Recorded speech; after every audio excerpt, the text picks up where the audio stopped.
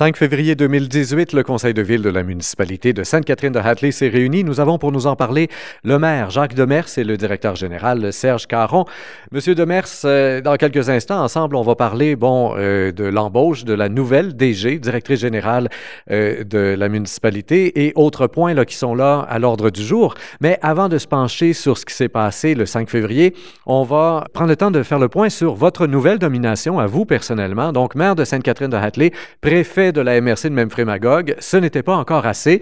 Le voilà maintenant président de la FQM. Alors, pour ceux qui sont un peu moins familiers avec les abréviations et les grandes conglomérations, on pourrait dire, d'organisations municipales, il y a l'UMQ d'un côté, la FQM. Alors, qu'est-ce que c'est que la FQM et qu'est-ce que ça représente pour vous que cette nouvelle présidence-là?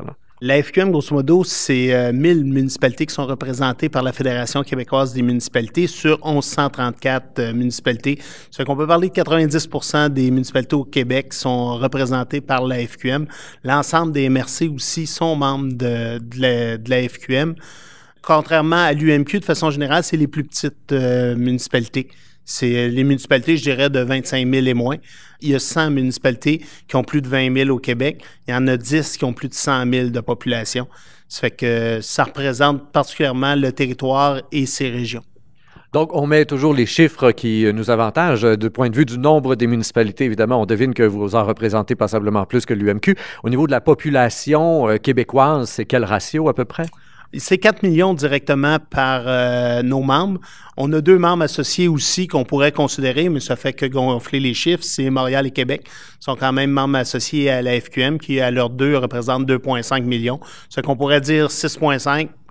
J'utilise toujours le chiffre de 4 millions, qui, tant qu'à moi, c'est nos vrais membres, ceux qui votent, ceux qui sont dans l'action.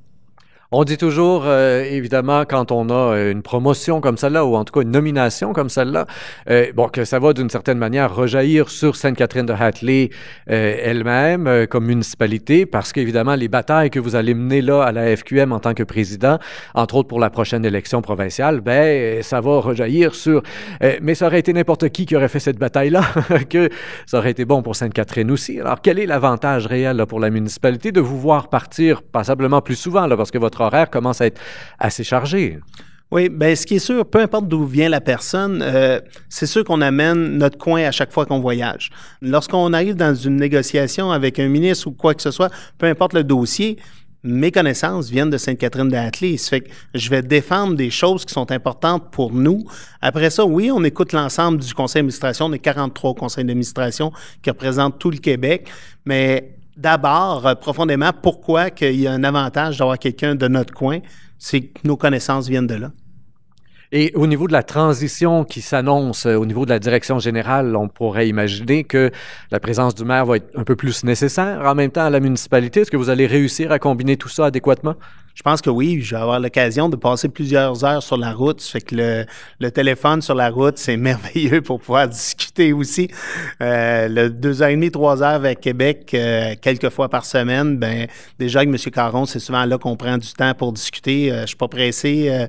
Il faut prendre le temps de voyager. Puis on a aussi été chercher une personne d'expérience. On n'est pas avec quelqu'un de junior qui commence dans le domaine municipal. C'était quelqu'un qui a beaucoup plus de connaissances au niveau des MRC, mais beaucoup de connaissances dans un point de vue environnemental, un point de vue administration, tout ça, beaucoup de connaissances. Il reste à amener terrain plus localement. Puis on va demander avec M. Caron aussi d'avoir un suivi, une transition administrative.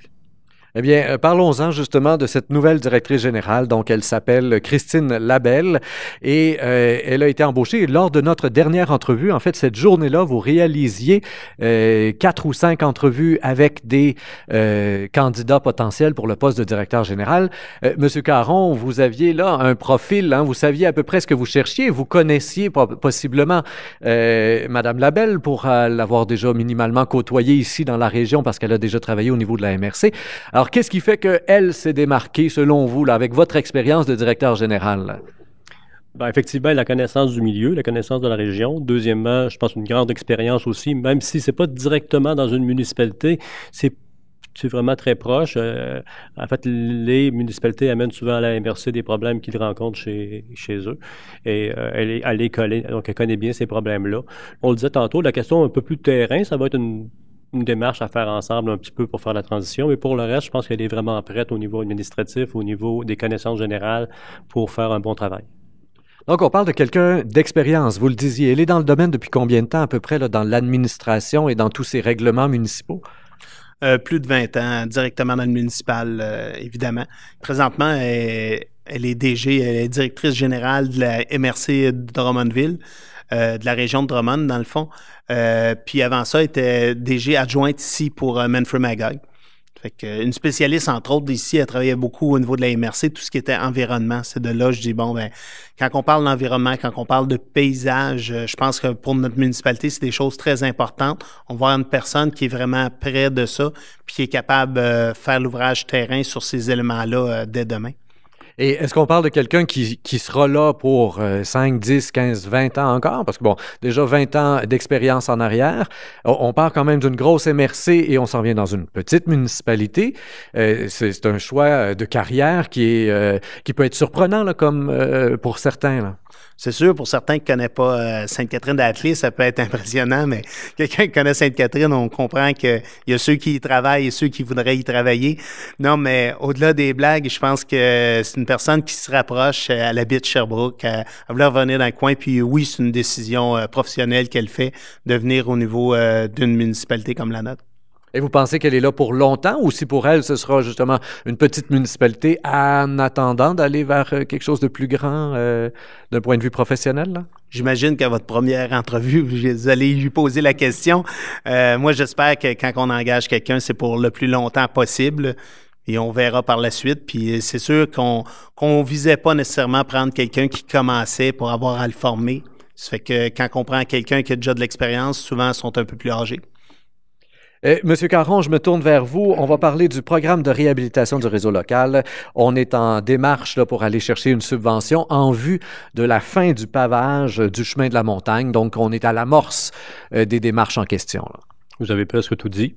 Effectivement, on a des formulaires à compléter, on a une résolution à produire, on a également certains documents, mais tout ça est préparé déjà. Il nous reste à transmettre ça au ministère pour qu'ils étudient notre demande pour le pavage qui nous reste sur la section de pavage sur le chemin de la montagne qui est à peu près 1,2 km. 1,2 km, pour le rappel, là, pour nos auditeurs, à combien on évalue les travaux, puis qu'est-ce qu'on espère aller chercher avec la subvention?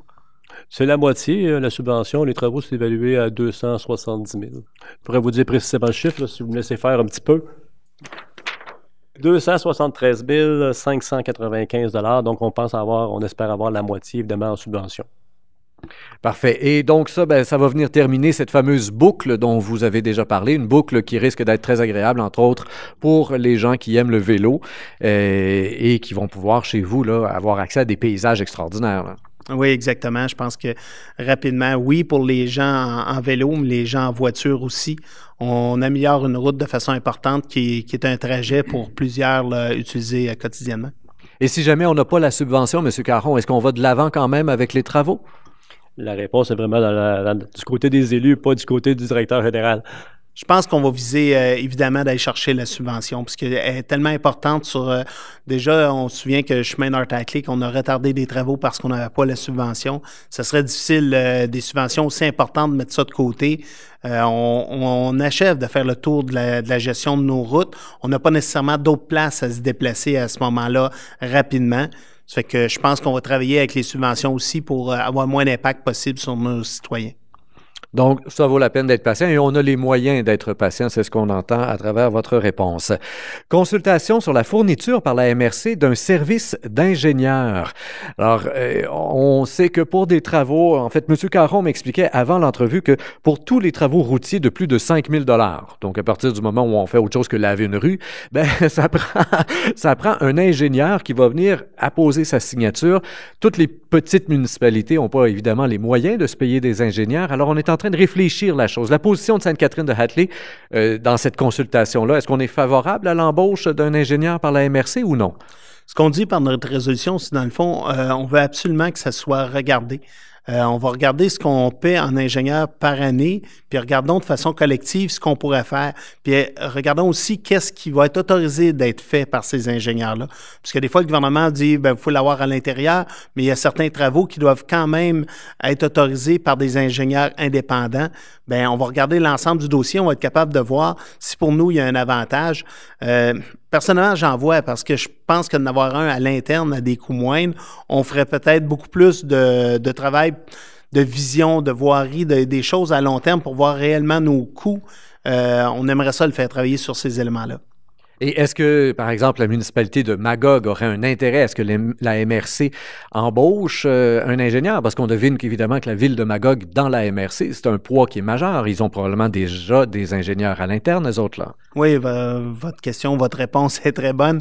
Ils ont déjà des ingénieurs à l'intérieur. On parle vraiment pour l'ensemble des autres municipalités qui peuvent avoir de l'intérêt, qui paient chacun de leur côté des montants substantiels de ce côté-là, et que certains, parfois, décident de passer à côté, malgré que ça soit dans la loi. On se dit, bon, si on change un ponceau, on le réinstalle à la même place, est-ce qu'on demande un devis d'ingénieur? Il y a peut-être parfois des choses qui ne sont pas toujours faites dans l'ordre.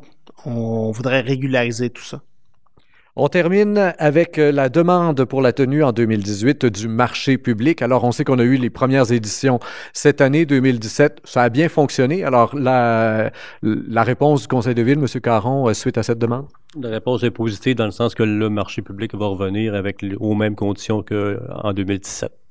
Est-ce qu'on annonce des nouveautés dans la façon de faire, dans ce qui sera mis à disposition, ne serait-ce qu'au niveau des toilettes ou des activités qui vont pouvoir être présentes sur place, de ce qu'on peut vendre, la nourriture, de ci, de ça?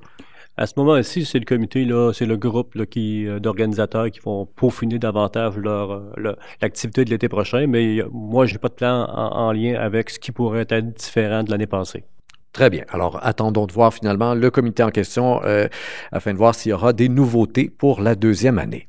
Je vous rappelle, chers auditeurs, qu'on était en compagnie de M. Jacques Demers, maire de la municipalité de Sainte-Catherine-de-Hatley, et Serge Caron, directeur général. On vient de faire le compte-rendu du Conseil de ville du mois de février. Et comme toujours, je vous invite à faire circuler l'entrevue sur Facebook, Twitter et autres réseaux sociaux. Au microphone, Rémi Perra.